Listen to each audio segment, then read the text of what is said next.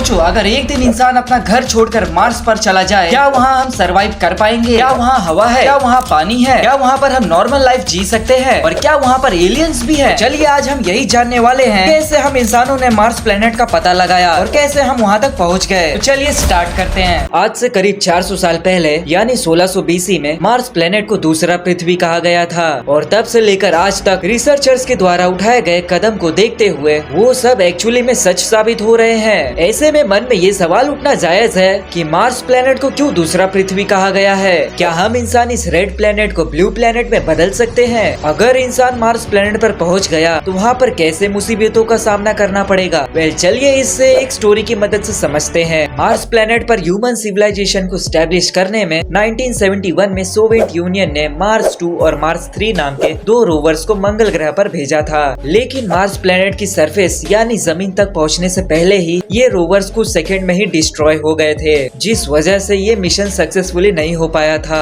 फिर 1976 में हाइकिंग 1 नाम के एक लैंडर को नासा ने मंगल ग्रह की सरफेस पर सक्सेसफुली लैंड करवा दिया था। ये हिस्ट्री में पहला सक्सेसफुली मार्स लैंडर था जिसने हमें मंगल ग्रह की पहली क्लियर इमेज भेजी थी। उसके बाद अमेरिका ने मार्स पाथफाइंडर लैंडर और सोवर्जन लैंडर को मार्स प्लेनेट पर उतारने में कामयाब हुआ। ये रोवर सिर्फ मार्स प्लेनेट पर उतरे ही नहीं थे बल्कि वहाँ पर चलने फिरने में भी कामयाब थे। उसके बाद नासा ने स्पिरिट और अपॉर्चुनिटी नाम के 2 हाई टेक्नोलॉजी वाले रोवर्स को मार्स प्लेनेट के अलग अलग हिस्सों में उतारा। नासा का ये मिशन सिर्फ 90 दिनों का था, लेकिन मार्स प्लेनेट में पृथ्वी से कंपेयर किया जाए तो मार्स पर बहुत तेज हवाएं चल रही थी, जिससे इन रोवर्स में जमे हुए धूल मिट्टी सारे साफ हो जा रही थी और इन रोवर्स में लगे हुए सोलर पैनल्स भी अच्छे से काम कर रहे थे और चार्ज भी हो रहे थे। और इसके चलते 90 दिनों का ये मिशन लगभग 4 सालों तक चल पाया। उसके बाद नासा ने जिस रोवर को मंगल ग्रह पर भेजा था उसका नाम था क्यूरियोसिटी। इसमें सोलर पैनल के बदले न्यूक्लियर जनरेटर यूज किया गया था और ये करीब 15 साल तक मार्स पर काम कर पाया था। स्पिरिट, अपॉर्चुनिटी और क्यूरियोसिटी मार्स प्लेनेट का सिर्फ 41 किलोमीटर हिस्सा ही एक्सप्लोर कर पाए थे,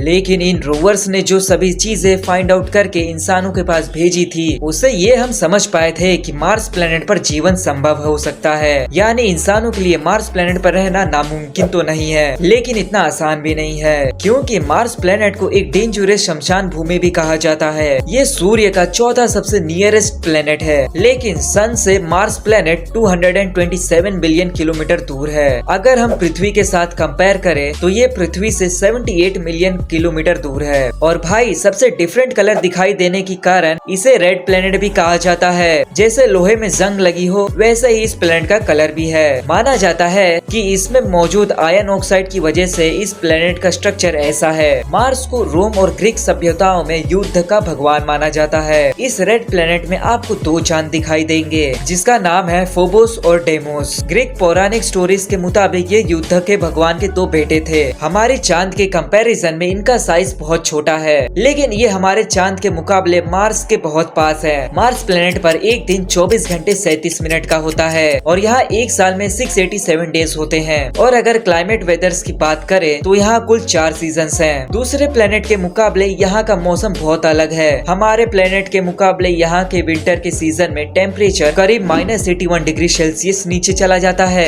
कभी कभी रात में यहाँ का तापमान -153 डिग्री सेल्सियस तक नीचे चला जाता है। वहीं दिन में करीब 20 डिग्री तापमान रहता है। बाकी प्लैनेट्स के कंपैरिजन में मार्स प्लेनेट पर बहुत धूल मिट्टी भी है। ऐसा माना जाता है कि ये नेचुरल कैलामिटीज चेंजेस की वजह से होता है। रेड प्लेनेट की तरह दिखाई देने के बावजूद ये गर्म नहीं है, जैसे कि यहाँ का कुछ हिस्सा हर वक्त बर्फ में दबा हुआ रहता है। मार्स प्लेनेट की हवाओं में हम सांस नहीं ले सकते, क्योंकि जहाँ पृथ्वी पर ऑक्सीजन की मात्रा 21% है, वहीं मार्स प्लेनेट में ऑक्सीजन की मात्रा सिर्फ 0.13% है, जो पृथ्वी के मुकाबले बहुत कम है। लेकिन रिसर्चर्स मार्स प्लेनेट के सरफेस के नीचे खोद कर ऑक्सीजन बनाने का दावा करते हैं। इसके अलावा मार्स प्लेनेट पर रेडिएशन का भी खतरा है, क्योंकि मार्स प्लेनेट में हमारे पृथ्वी की तरह मैग्नेटिक फील्ड नहीं है। अगर कोई इंसान मार्स प्लेनेट पर ज्यादा समय बिताता है तो उसे कैंसर जैसी बीमारी होने का भी खतरा बढ़ जाता है। अब रेडिएशन से बचने के लिए हम एक तरह का शील्ड भी बनाकर रह सकते हैं, जो आज के 3D प्रिंटिंग के जरिए पॉसिबल हो सकता है। मार्स प्लेनेट से जीवन हमारी पृथ्वी पर आई है, ये एक काफी चर्चे वाली बात है, लेकिन जो हुआ है उसे गलत साबित नहीं किया जा सकता, क्योंकि हमें पृथ्वी पर ऐसे कुछ प्रूफ्स भी मिले हैं जो मार्स प्लेनेट का हो सकता है। कुछ साइंटिस्टों का कहना है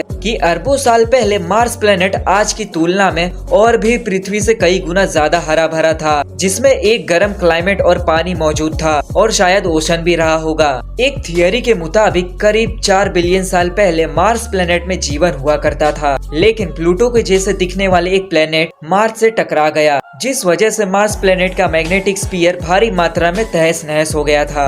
एंड मैग्नेटिक स्फीयर ना होने की वजह से मार्स प्लेनेट का एटमॉस्फेयर और इकोसिस्टम यूनिवर्स में चला गया था और मार्स प्लेनेट में जीवन खत्म हो गया था। वेल दोस्तों, thank you so much video को लास्ट तक देखने के लिए और बने रहने के लिए। और अगर ये जानकारी थोड़ी भी अच्छी लगी हो तो मेरे चैनल को सब्सक्राइब कर दो और वीडियो को एक लाइक कर दो। तब तक ले मिलते हैं नेक्स्ट वीडियो में।